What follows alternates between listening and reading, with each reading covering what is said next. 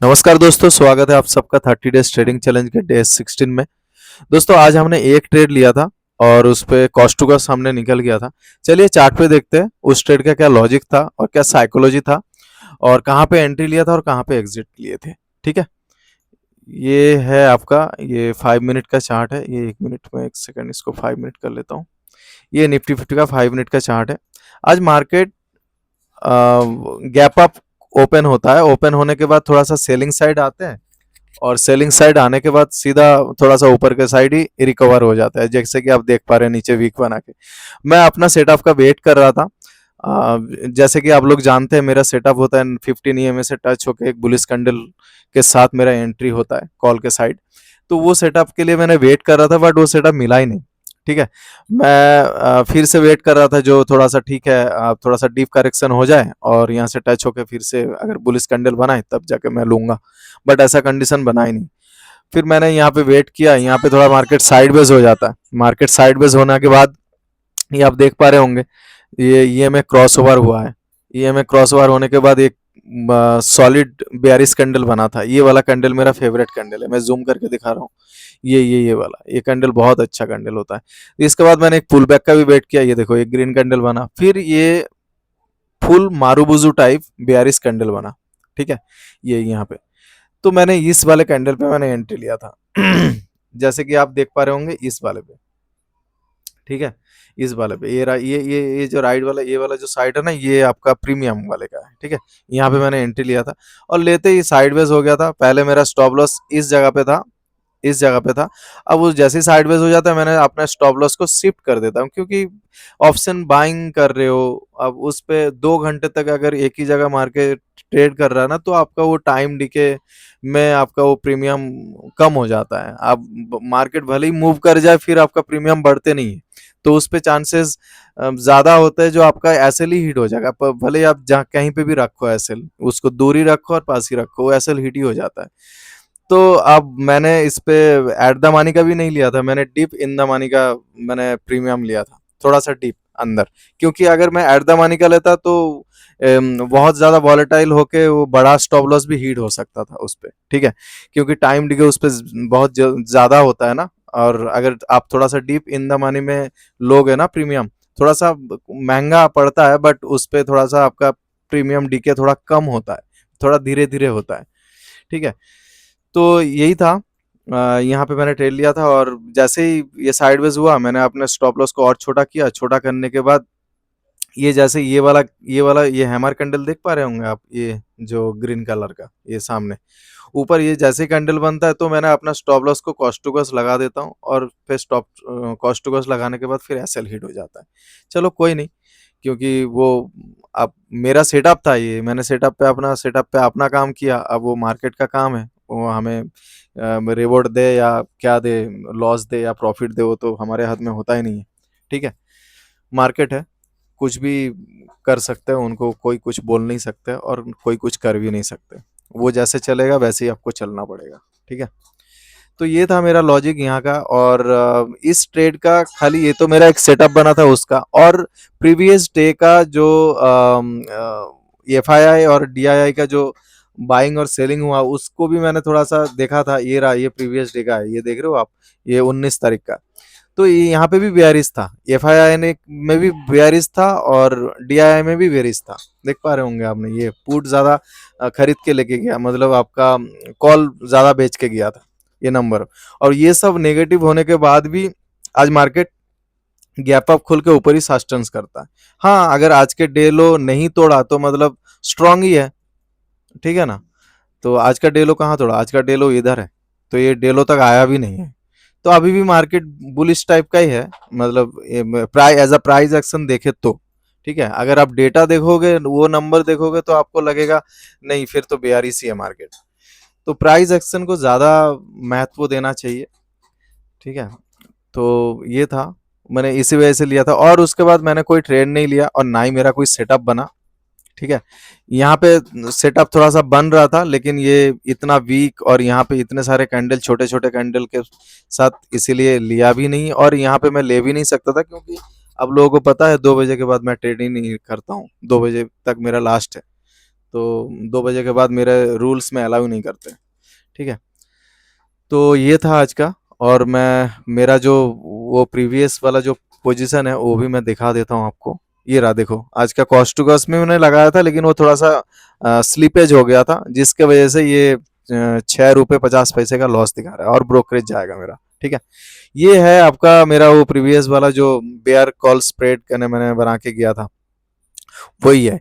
और ये इस पे अभी 3,800 का लॉस दिखा रहा है। जैसे कि मैंने बोला था, जो ये चांसेस इज वेरी हाई जो ये मेरा लॉस में ही चला जाएगा, ठीक है? तो ये मेरे ख्याल से ये मेरा लॉस हो जाएगा। मैं वो ग्राफ दिखा रहा हूँ जैसे कि आप लोग समझ पाओ अच्छे से। ये ग्राफ है, हाँ। ये मेरे लॉस में ही हो जाएगा, मेरे लॉस में ही शायद रह जाएगा, क्योंकि मार्केट अगर कल जहाँ पे है वहीं पे अगर ट्रेड करे, या उसके अगर 50-100 पॉइंट भी नीचे ट्रेड करे ना, तो फिर भी मेरा लॉस ही हो जाएगा। ये देख रहे हो, मेरा लॉस तब नहीं होगा जब 23,900 के नीचे ट्रेड करेगा, ठीक है? 23,900 के नीचे ट्रेड करेगा। तो 23,900 कहाँ है? ये रहा, ये चार्ट पे देख रहा हूँ, ये देख रहे हो आप? 23,900 इधर है, इतना दूर है। तो कल इतना फॉल तो हो नहीं सकता है, ठीक है? मार्केट है, फिर भी पता नहीं, कुछ भी हो सकता है। अगर गैप डाउन 200 पॉइंट खुल जाए, 200 पॉइंट खुलने के बाद फिर नीचे अगर आ जाए, कल चांसेस तो हाई, मेरे को भी ऐसा लग रहा है कल गैप डाउन खुल सकता है, ठीक है? कल गैप डाउन खुल सकता है, अभी उसका भी एनालाइज करेंगे। गैप डाउन खुल सकता है, लेकिन वही है। तो ये वाले जो ट्रेड है मेरा, इस पे लॉस का पॉसिबिलिटी ज़्यादा ही दिख रहा है मेरे को, ठीक है? ठीक है दोस्तों, वो देखेंगे कल क्या होगा, जो भी होगा एक्सेप्ट करेंगे, मार्केट इज सुप्रीम, ठीक है? तो उनसे आप फाइट नहीं कर सकते हो। आप जितने बार फाइट करोगे आप उतने बार टूटोगे, और उतने बार कुछ नहीं हासिल नहीं कर पाओगे। मार्केट से फाइट बिल्कुल भी मत करना। अगर आप लोग करते भी हो, प्लीज़ छोड़ देना, नहीं तो बेकार है। उनसे फाइट करना कोई वो नहीं है, वो खुद ही हारोगे। आप कभी जीत ही नहीं सकते हो मार्केट से, समझ रहे हो? कभी जीत ही नहीं सकते हो मार्केट से। तो फाइट मत करना मार्केट से, एक्सेप्ट करना अपना लॉस को, और प्रॉफिट से बिगड़ना मत, अगर कोई प्रॉफिट भी करता है तो, ठीक है? तो चलिए कल का एक बार एनालाइज करके देख लेते हैं, कल क्या पॉसिबिलिटीज हो सकता है। पहले तो डे फ्रेम में देख लेते हैं। डे फ्रेम में दोस्तों ये देखो, मेरा व्यू वीआरसी है, समझ रहे हो? मेरा व्यू वीआरसी है। मेरा व्यू आज वीआरसी नहीं है, मेरा व्यू काफी दिन से वीआरसी है। पता है क्यों? क्योंकि मेरे को ना ये जो गैप दिख रहे हो ना, ये गैप मेरे को पसंद नहीं आ रहा है। ये गैप आप ऐसे ही ऊपर जा नहीं सकते मार्केट। अगर चला भी जाएगा तो सस्टेंस नहीं करेंगे, वो फिर गैप फिल करने के लिए आएगा। तो मैं ये चाह रहा था, जो ऊपर जाने से पहले मेरा एक्सपेक्टेशन था मार्केट से, या है अभी भी, जो अभी भी ऊपर जाने से पहले इसको पहले ये नीचे आ जाए, ये यहाँ पे ये गैप को फिल करे, और गैप को फिल करने के बाद फिर यहाँ से कोई प्राइस एक्शन बना के ऊपर जाए, फिर वो सस्टेंस रहेंगे। फिर उस पे अगर ऊपर जाता है ना, तो फिर वो सस्टेन कर लेगा, मतलब फिर ऊपर वो होल्ड कर लेगा, तो फिर वो ऑल टाइम हाई की तरफ बढ़ सकता है। लेकिन अगर यहाँ से ही ऊपर चला जाएगा ना, तो वो फिर वो नीचे आ ही जाएगा यहाँ पे, फिर कोई फायदा नहीं है। फिर यहाँ पे बाइंग करेंगे, तो फिर वो मैं पोजिशनल की बात कर रहा हूँ, मतलब जो भी स्टॉक में, अब जैसे मान लो रिलायंस जैसे स्टॉक है, तो वो जैसे मूव करेगा, इंडेक्स भी वैसे ही मूव करता है ना। तो अगर मान लो जी वो उस पे किसी ने स्टॉक खरीद लिया, आप खरीदने के बाद फिर नीचे आ गया है ना, तो ये सही नहीं है, ठीक है? तो कल का ये हो सकता है, एक बार 5 मिनट पे लगा के एक बार एनालाइज कर लेते हैं। कल अगर मार्केट मान लीजिए अगर यहाँ पे खुलता है, ये अगर मार्केट कल, एक सेकंड, यहाँ पे अगर मार्केट कल ये वाले जोन पे खुलता है, कल अगर गैप डाउन खुल जाता है मान लो 100-150 पॉइंट, तो ऐसा टाइप अगर कुछ बने पैटर्न, यहाँ से खोले ऊपर गए, ईएमए से टच होके एक बेयरिश कैंडल क्लोज हो, और यहाँ तक के टारगेट के लिए सोच सकते हो, ठीक है? आप जैसे मान लीजिए अगर गैप डाउन ही खुला, यहाँ पे खोला, खोलने के बाद ये थोड़ा सा ऊपर गया और थोड़ा सा नीचे आया, और ये लो को तोड़ नहीं पाया, मतलब जहां पे ओपन हुआ उस लो को तोड़ नहीं पाया, और यहाँ से सपोर्ट लेके और ऊपर के साइड जाने लगा, तो यहाँ पे आपको एक ट्रेड मिल सकता है कॉल साइड के लिए। अगर ईएमए से टच होकर बुलिश कैंडल अच्छे से बनाए, और काइंड ऑफ ऐसे टाइप का पैटर्न बनाए, तो आप कॉल के लिए देख सकते हो। तो आपका टारगेट सीधा यहाँ तक रहेगा, आपका आज का डे जहां पे क्लोज है वहां तक रहेगा, ठीक है? अगर मान लीजिए कल गैप थोड़ा सा गैप अप ही खुल जाए, गैप अप यहाँ पे खुल गया तो आप रीटेस्ट का वेट करो, ठीक है। बहुत बड़ा गैप अप अगर खुल गया, जैसे मान लो अगर स्मॉल टाइप का, जैसे मान लो इस वाले जोन पे गैप अप खुल गया, तो आप ट्राई करो यहाँ तक का रीटेस्ट का, ठीक है ना। ये जो जहाँ पे आज क्लोजिंग है, क्लोजिंग के आसपास आए और वहां से एक बुलिश कैंडल बना अपर के लिए आप देख सकते हो, ठीक है। अगर आप मान लीजिए गैप अप ही खुला है, गैप अप खुलने के बाद ऐसे ऊपर गया थोड़ा सा और थोड़ा सा ऐसे हुआ और ऐसा टाइप का अगर एम पैटर्न टाइप का अगर कोई पैटर्न दिखे, तो यहाँ पे ईएमए के साथ टच होने के बाद एक बियरिश कैंडल के साथ आप नीचे तक देख सकते हो पुट के साइड। और इसका भी टारगेट कहाँ तक रहेगा, ये बहुत बड़ा जब गैप अप होगा, ये डे क्लोजिंग का, आज का डे जो क्लोज है वहां तक का, ठीक है।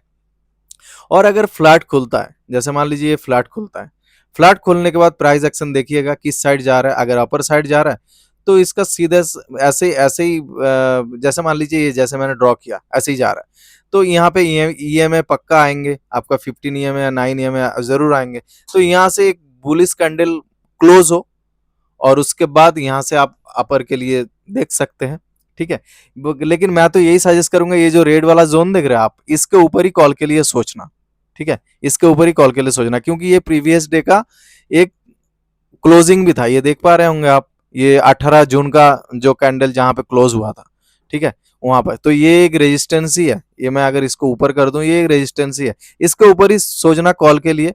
अगर फ्लैट खोल के मान लीजिए ये फ्लैट खुल जाता है, या से फ्लैट खुल जाता है, फ्लैट खुलने के बाद यहाँ पे आए और यहाँ से अगर ये ऐसे टाइप का एम पैटर्न बनाए ना, तो मेरे ख्याल से ये ज्यादा आपका सही रहेगा, यहाँ पे फिर आपका एंट्री सही सही रहेगा एक बियरिश कैंडल के साथ, ठीक है दोस्तों।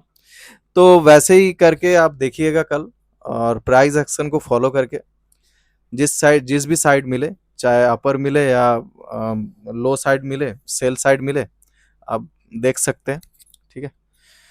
तो ये था आज का, ये रहा, ये वाला मैंने इसको हटा देता हूँ, हाँ आप क्लियर है, ठीक है। तो अगर नीचे आएगा ना, तो नीचे यहाँ तक का टारगेट आप लेके चलिएगा, ठीक है। ये 23,900 का, ये यहाँ तक का टारगेट, क्योंकि यहाँ से ही बाइंग आया था, ठीक है। तो यहाँ पे स्टॉप लॉस पड़ा होगा, ठीक है। ठीक है दोस्तों, अगर वीडियो पसंद आया तो लाइक और सब्सक्राइब जरूर करिएगा। मिलते हैं कल के वीडियो में। Good night.